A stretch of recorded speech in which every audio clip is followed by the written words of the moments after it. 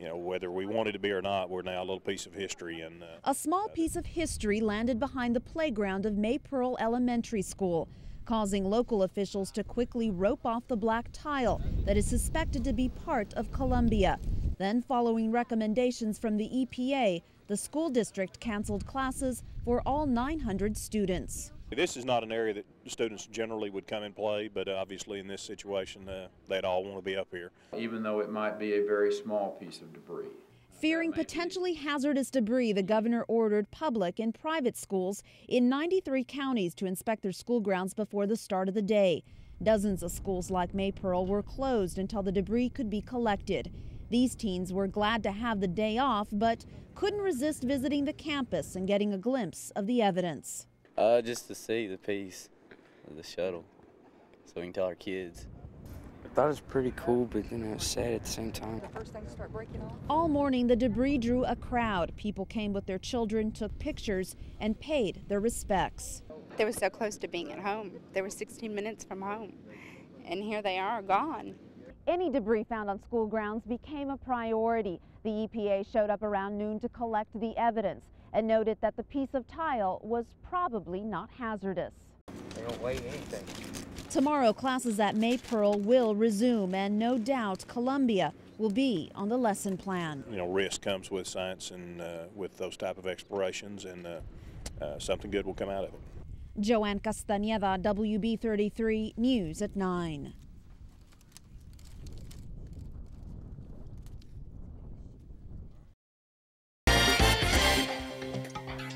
We're making a copy of the maps for each of y'all to have.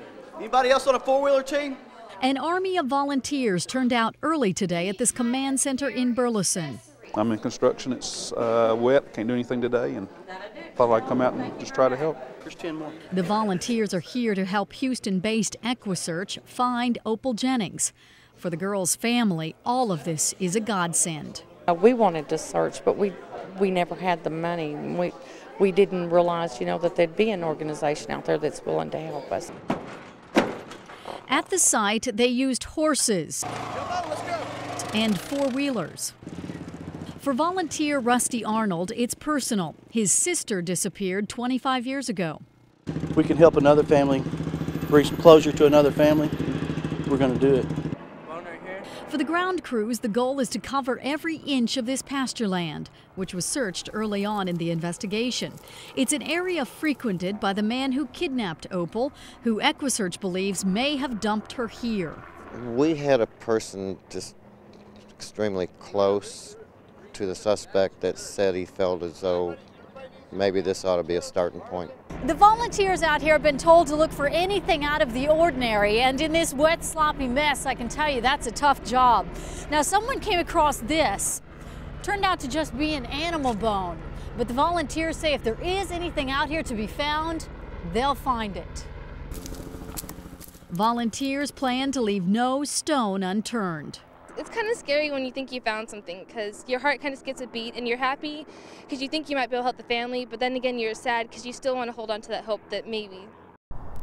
Dogs that sniff out human remains were brought in to test some areas where bones and clothing were found, but so far there's nothing human. Wood? Yeah. Still, the volunteers plan to search through the weekend if they have to, driven by desire to finally bring a little girl home. Dawn Tongish, WB33 News at 9.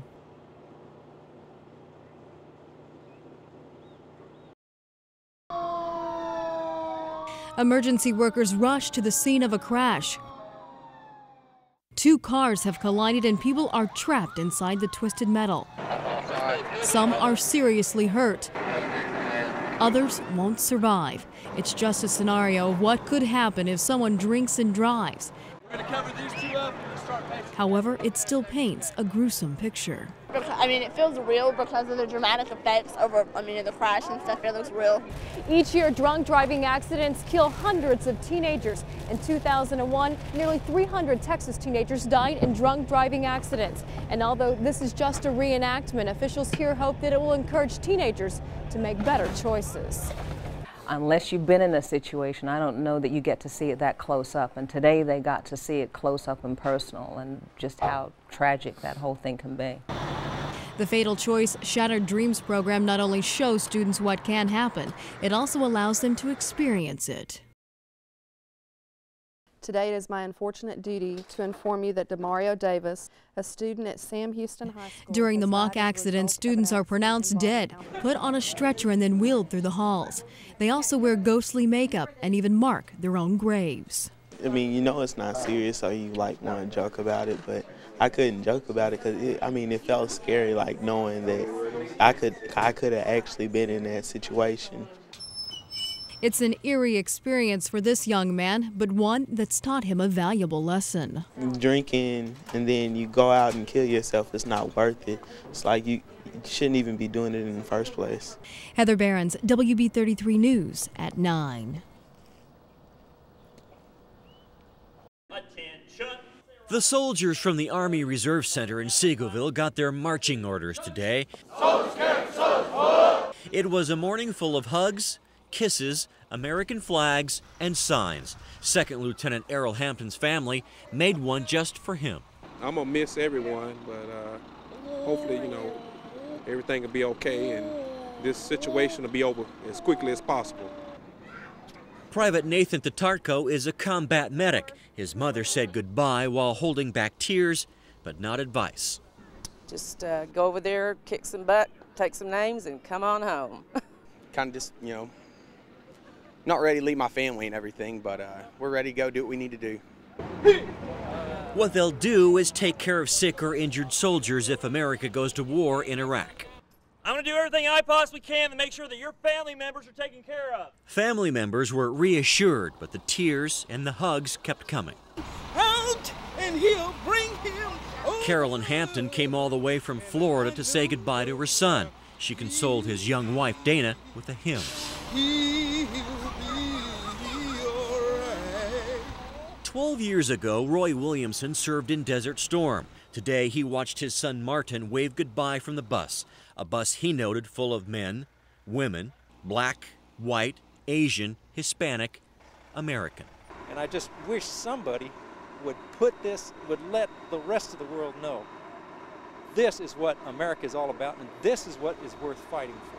Barry Carpenter, WB33, News at 9.